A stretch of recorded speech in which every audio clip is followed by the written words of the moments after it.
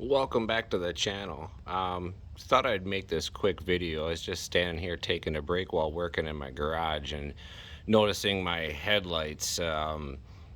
It's such a sore spot with me. But I never made a video about this, but I had to go through some.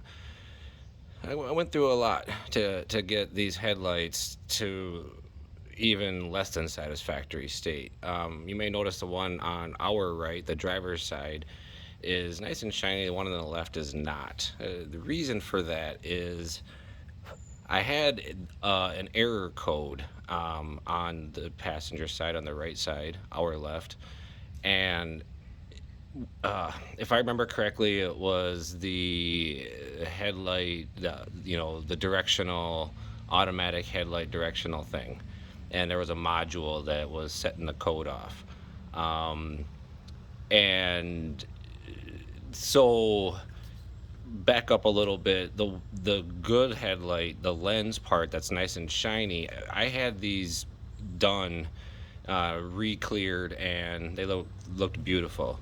So I was trying to wrap up, you know um, straightening out everything on this car, and I had that done. And then as I was trying to get the last codes in my car to go off, be dealt with, be sorted out, I was dealing with this module. So I want to say that I took maybe mass airflow cleaner or some aerosol cleaner to clean the contacts, and it etched the inside of the lens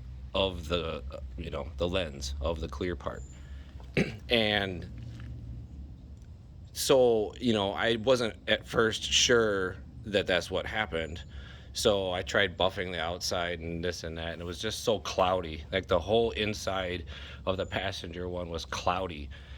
So I ended up you know taking the lens off by if you look on YouTube, there's videos on how to do it, but I'll say this about removing the lens. I gotta stand up.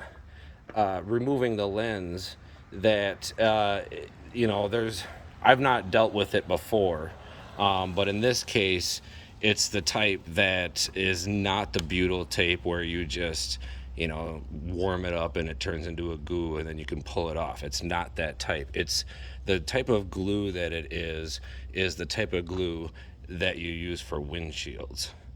That stuff is real rubbery, but it doesn't turn into a goo. So putting it into the oven doesn't work. So you basically have to like Dremel off the edge.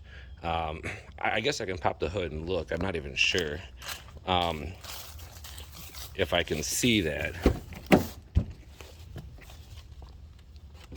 Do this all one-handed.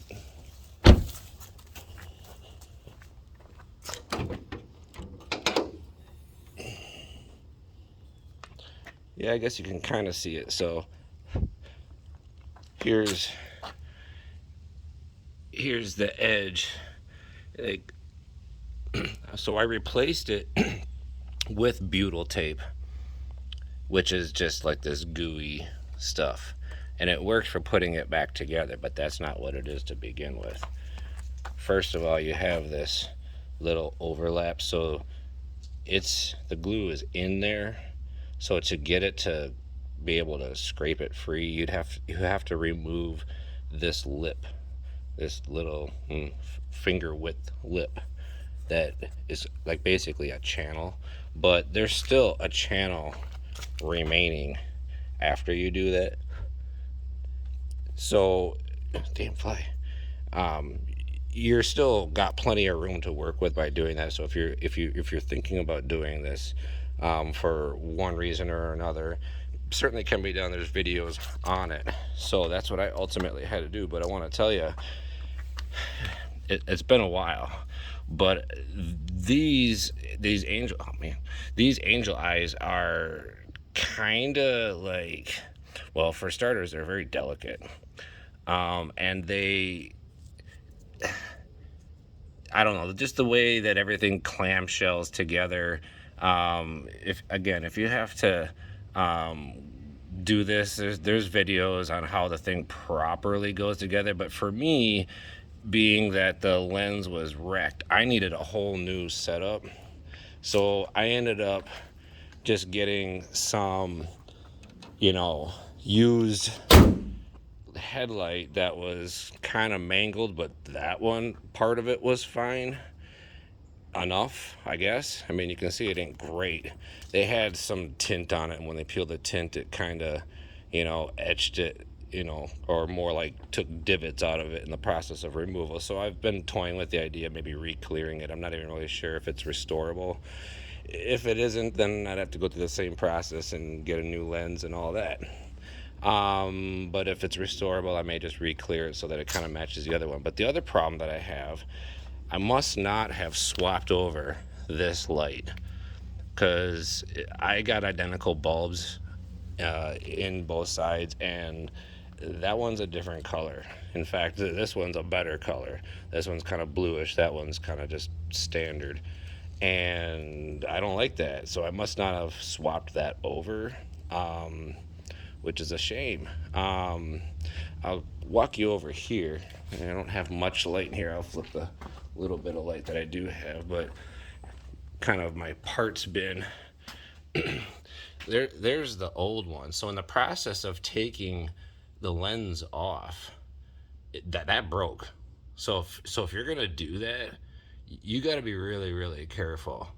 It's just hollow plastic tube. There's nothing special to it. It's just a hollow plastic tube, but you know, right where your attach point is here, the thing flexes as you're putting the clamshell together. It flexes, and that flexes with it, and it's not very flexible, and it needs to go on carefully, slowly, and straight. Here is what I think I should have put on there.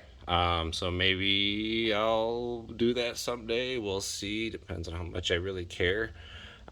So this video is more about what not to do, which again is kind of the theme of my channel. Learn as you learn. Learn by making mistakes, apparently, but wise man learns through other people's mistakes. First mistake was don't use mass airflow cleaner to clean the backside of a headlight socket module socket, because it might etch the inside of the glass. Second, if you're going to take it apart, don't just be careful and maybe be really up to speed on how the thing comes apart, because everything's really fragile. Third, yeah, learning experience, kind of cool, but I still have some issues. Not the end of the world. I mean, I got it resolved, so technically it's sorted out, but it could be a little bit better. I feel like there was something else I wanted to say. The butyl tape, you can get the butyl tape at a Sherwin-Williams contract store. They outfit like a lot of body shops, so they have automotive supplies. A good place to get butyl tape. Might want to heat it up a little bit when you're putting that face back on. Other than that, take care, and leave some comments down below. I'm sure there's some of you guys that know something that could help. So go ahead and say something. I will respond. Thank you very much.